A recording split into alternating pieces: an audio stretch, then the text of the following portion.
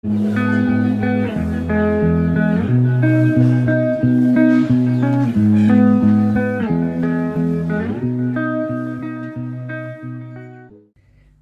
bonjour à toutes, bonjour à tous, j'espère que vous allez bien. Tout d'abord, je vais commencer par les remerciements, comme pour tous les autres signes. Je vais d'abord remercier toutes les personnes qui sont là depuis longtemps, qui me suivent parfois depuis la naissance de cette chaîne. Je tiens à vous remercier pour votre présence, pour votre fidélité, pour votre bienveillance, vraiment de tout mon cœur. Merci parce que vous n'avez pas lâché, vous êtes encore là. Je vais remercier également et souhaiter la bienvenue à toutes les personnes qui se sont abonnés récemment, ces derniers mois, avec pour le mois dernier un soutien un peu plus important qui a vraiment été, qui m'a tenu chaud, en fait, qui m'a fait beaucoup de bien. Donc merci, bienvenue à vous et merci d'être là. J'espère que vous allez bien, tous et toutes. Nous allons parler des énergies pour le mois de juin 2023. Vous le savez, j'insiste toujours là-dessus, des énergies qui peuvent être les vôtres, à condition, bien évidemment, que vous vous reconnaissiez, ne serait-ce qu'un tout petit peu dans ce tirage. Vous avez un paquet d'arcanes majeures, amis taureaux, c'est assez exceptionnel, hein. Il y en a 6 ou 7, on va compter. On va commencer par la tour, ici. Alors la tour, c'est la carte qui était venue lors du tirage semestriel et qui peut nous donner une indication sur la couleur de votre mois de juin qui risque d'être assez changeant, on va dire comme ça. L'ermite ici, dans votre état d'esprit, la roue de fortune dans ce que vous désirez le plus. La mort dans ce qui peut venir vous aider, qui est accompagné ici de la 6 de bâton. L'impératrice, pardonnez-moi, dans la sphère professionnelle, la tempérance dans comment vous vous sentez et le chariot à la fin du mois. En arcane majeur, c'est impressionnant. 1, 2, 3, 4, 5, 6, 7. 7 arcanes majeures pour un tirage comme celui-ci, c'est quand même beaucoup. Ensuite, arcane mineur, des épées, des deniers, des bâtons. Pas de coupe, vous avez quand même tempérance ici, donc ça amène quand même 2 belles coupes dans le tirage. D'accord. Quand je dis que ce sont des énergies puissantes, c'est vrai que ça peut être un mois significatif pour vous. Il y a du changement. Le mois dernier, vous aviez l'empereur.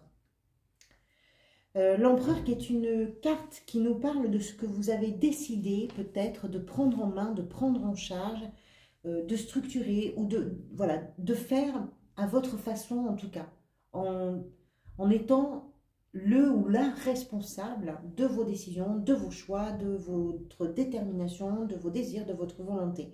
Quelque chose de particulièrement cadré, assumé et tenu, je dirais, d'une certaine façon. Ce mois-ci, le mois de juin en tout cas, amène des changements.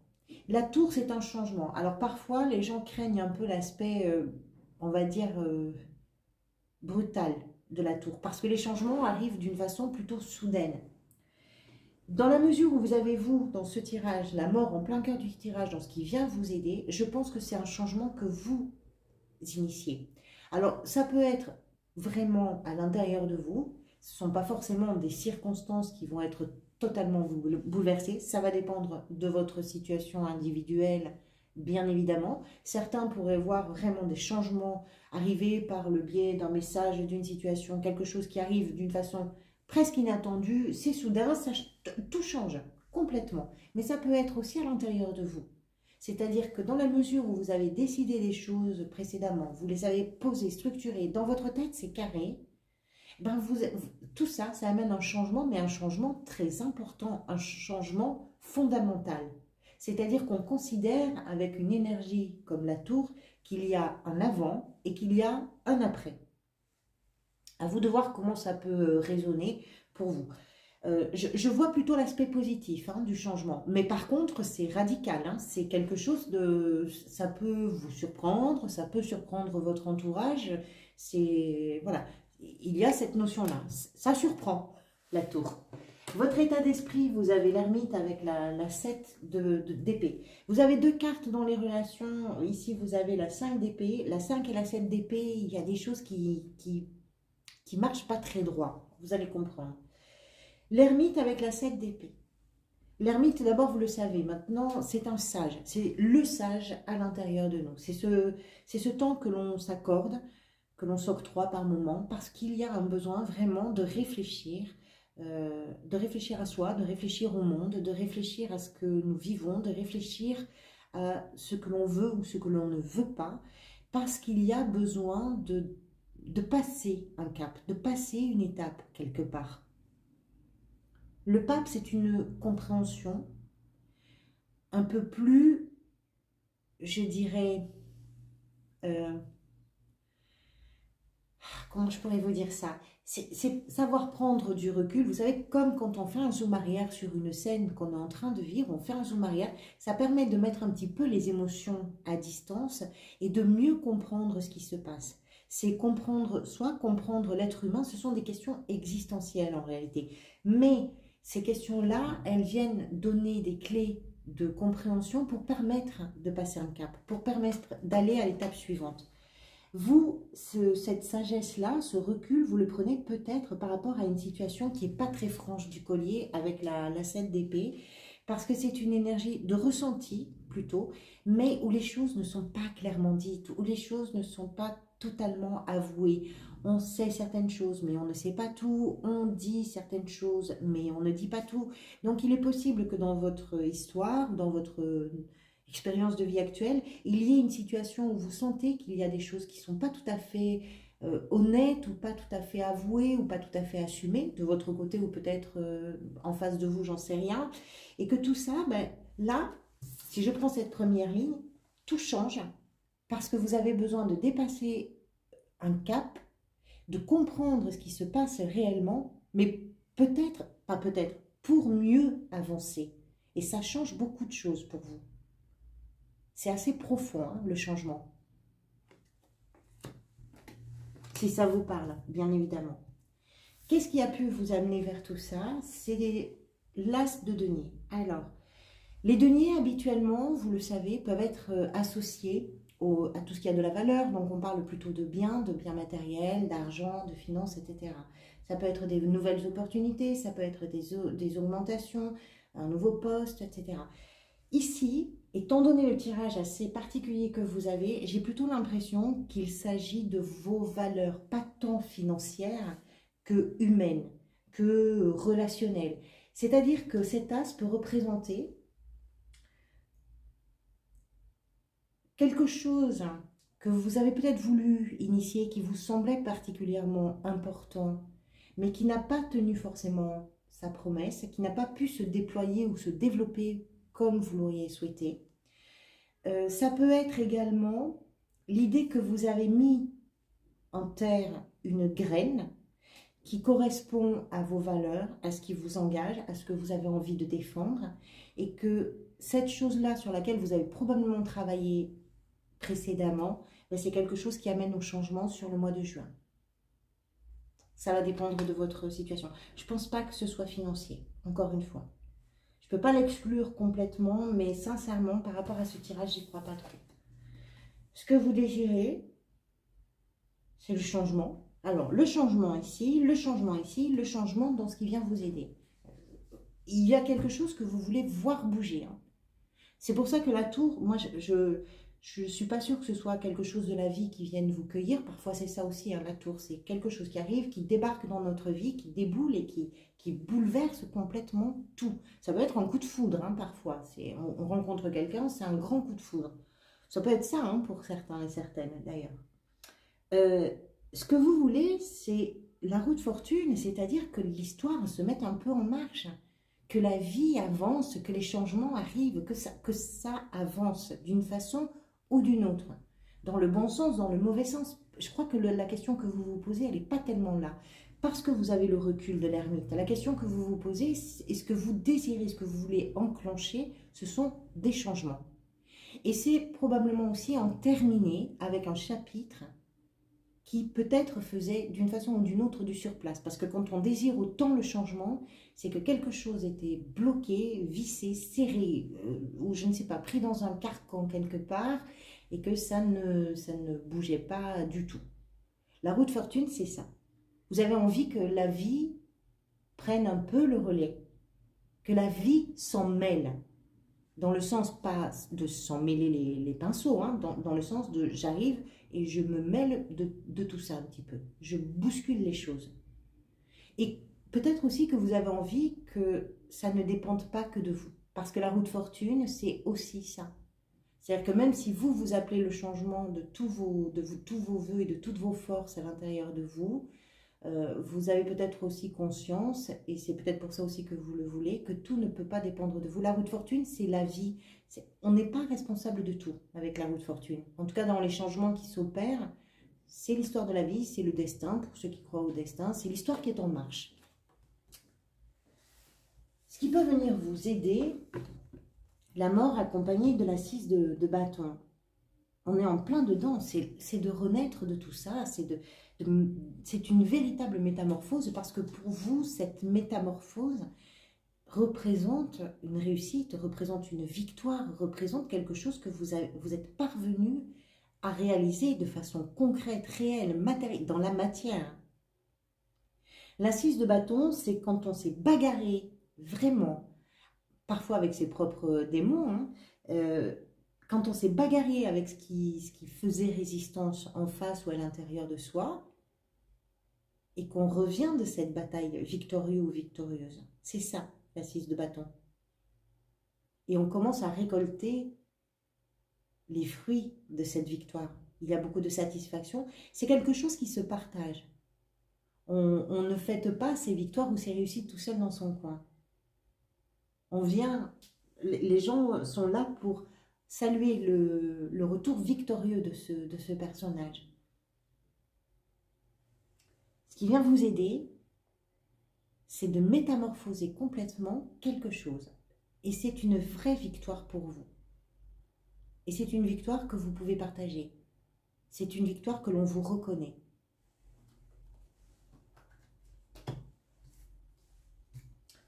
Quel tirage! Le défi pourrait être ici représenté par la 3 de denier. Je dirais que le défi, c'est peut-être de... Dans la mesure où vous avez ici une 7 d'épée, il y a des choses qui ne sont pas très affirmées, très avouées ou très assumées. Et il y a peut-être des choses à réparer en ce sens. C'est peut-être ça ici, la 3 de denier. Des intrigues, des choses, voilà, des erreurs, parce qu'on n'a pas été concentré, parce qu'on n'a pas été aligné déjà avec soi-même et que on n'a pas forcément, c'est une carte de collaboration et d'entraide, la 3 de denier. On n'a pas peut-être su apporter l'aide qui était nécessaire à quelque chose qui n'était pas forcément... à quelque chose qui avait besoin d'aide finalement, une situation, une relation, je ne sais pas quoi, mais voilà, parce qu'il n'y a pas eu la bonne idée ou il n'y a pas eu la bonne concentration, parce qu'on a perdu on s'est perdu un petit peu, on a peut-être plus pensé à soi qu'à la situation réellement, et du coup on s'y est perdu un petit peu. Donc ça peut être un défi pour vous de réparer. Et peut-être que les réparations, elles peuvent passer par le changement. C'est possible aussi. C'est une vraie métamorphose pour vous. Hein. La mort, c'est une carte en réalité de véritable renaissance. Et vous avez envie que les choses bougent, que les choses avancent. Vous avez envie de laisser, je pense, derrière vous ce qui n'existe plus en réalité. Ce qui n'est déjà plus, quelque part. Dans la sphère professionnelle, vous avez l'impératrice, qui est une carte d'abondance, qui est une carte très positive, de créativité, d'abondance, de fertilité, de fécondité. On crée, on invente, on fait, on aime. Dans votre activité, dans votre recherche d'emploi, dans votre gestion du quotidien, vous portez en vous une graine d'amour, vraiment. Ça peut être un projet, ça peut être une émotion, ça peut être une idée, ça peut être quelque chose que vous avez envie véritablement de créer, mais vous êtes porté par une énergie d'amour et qui est chaleureuse, qui est bienveillante, qui est consciente de son environnement. Je ne sais pas, peut-être que dans le cadre de vos activités, vous avez vous approfondissez une relation à l'environnement, pourquoi pas. L'impératrice se met au monde quelque chose. Elle a quelque chose à offrir au monde. Peut-être que certains sont en train de créer leur entreprise, leur projet professionnel. C'est possible aussi. puisqu'il y a cette idée de vouloir mettre au monde quelque chose. C'est possible. Vous êtes à la recherche d'authenticité, peut-être parfois de simplicité, et c'est très créatif. Dans la sphère sentimentale, la 5 d'épée nous parle de disputes, des conflits, des discussions un peu piquantes, parfois pas très intéressantes et stériles, mais ça nous explique aussi que vous avez quelque part l'envie de vous défendre et de défendre votre partition, votre morceau à vous. Hein. C'est ça la 5 d'épée. Alors c'est pas très glorieux, parce que parfois on dit des mots qui sont pas très intéressants, on n'en sort jamais totalement grandi, quand les mots dépassent un peu la pensée. C'est pas forcément le grand chaos, hein, mais c'est piquant dans les relations. C'est voilà, peut-être que vous n'avez pas forcément, vous êtes peut-être, non. Si, je vais le dire, tant pis, ça parlera pas à tout le monde, mais c'est pas grave. Vous êtes peut-être tellement accaparé d'une façon ou d'une autre par les changements que vous voulez opérer, que vous voulez voir surgir, que vous êtes en train de réaliser, que finalement, bah, en face de vous, dans vos relations, peut-être il va falloir que ça suive aussi, parce que si ça ne suit pas, vous allez mordre, vous allez piquer. Ça peut être ça. C'est pas très méchant, c'est pas très glorieux. Comment vous vous sentez? Tempérance. Alors, c'est surprenant parce que dans de telles énergies de changement, Tempérance nous explique que vous sentez que vous êtes là où il faut être, d'une certaine façon. Tempérance est une énergie de guérison, d'apaisement, de calme, de gestion des énergies. Quand ça monte un peu trop haut, vous êtes là pour faire redescendre. Quand ça va passer vite, vous accélérez. Quand ça va trop vite, vous ralentissez. C'est ça, Tempérance, c'est savoir tempérer. C'est apporter la modération. C'est mettre un peu d'eau dans le vin. C'est ça, c'est tout ça, Tempérance. Et c'est savoir accorder des choses qui ne sont pas forcément accordables avec une capacité à le faire qui est un peu surprenante aussi.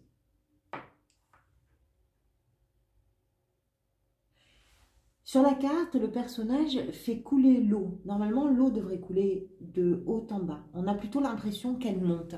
C'est ça, Tempérance. C'est savoir gérer quand c'est pas forcément gérable. C'est comme ça que vous vous sentez. Vous sentez que vous êtes le tampon, l'éponge, que vous êtes capable de vous trouver au bon endroit au bon moment, c'est-à-dire de répondre aux besoins, d'abord les vôtres probablement, mais peut-être aussi ceux de votre environnement. Et que vous êtes capable d'amener cette tempérance. Et ça, pour vous, c'est une forme de guérison aussi. C'est un adoucissement, c'est une fluidification. Alors, ce qui est surprenant, si vous voulez, c'est que autant là, c'est souple, ici, c'est du changement. Vous voulez du changement. Ce qui vient vous aider, c'est du changement. C'est assez surprenant. Mais peut-être aussi que c'est par ces changements, justement, que vous allez pouvoir fluidifier quelque chose qui n'était peut-être pas si fluide que ça. La fin du mois, le chariot, il y a entre le chariot et la 6 ici de bâton, il y a vraiment des énergies de victoire, de réussite. Le chariot nous explique que les choses avancent, bougent, progressent, se développent. Peut-être que vous voyagez, peut-être que vous partez d'un endroit, peut-être que vous déménagez, peut-être que vous avez quelque chose qui se passe avec des terres étrangères. Peut-être que c'est en lien avec l'inconnu. Le chariot est un véhicule, donc les choses se mettent en mouvement. Le chariot nous explique également que pour que le voyage puisse se faire dans de bonnes conditions, eh bien, il va falloir effectivement se servir de l'énergie de tempérance pour gérer deux montures et qui vont peut-être avoir tendance à partir chacune de leur côté. C'est de savoir fixer vos objectifs et de savoir harmoniser les choses et les concentrer en un seul faisceau pour pouvoir aller là où vous avez envie d'aller quand il y a peut-être deux chemins possibles, deux énergies parallèles. Voilà, de recentrer les choses. En recentrant les choses, vous pouvez vraiment foncer et aller vers vos objectifs. de façon très concrète, avec ces notions de triomphe, de réussite pour vous, encore une fois. Sacré tirage, amis taureaux. Je vais travailler très bientôt, donc je vous les proposerai assez rapidement, je pense, sur les énergies du second semestre 2023. Merci pour tout, merci pour vos j'aime, pour vos abonnements, merci pour vos partages, merci pour vos commentaires de tout mon cœur, parce que vraiment c'est un retour qui est très important pour moi et qui me fait vraiment plaisir. Donc merci pour tout ça. Prenez soin de vous, je vous retrouve très bientôt.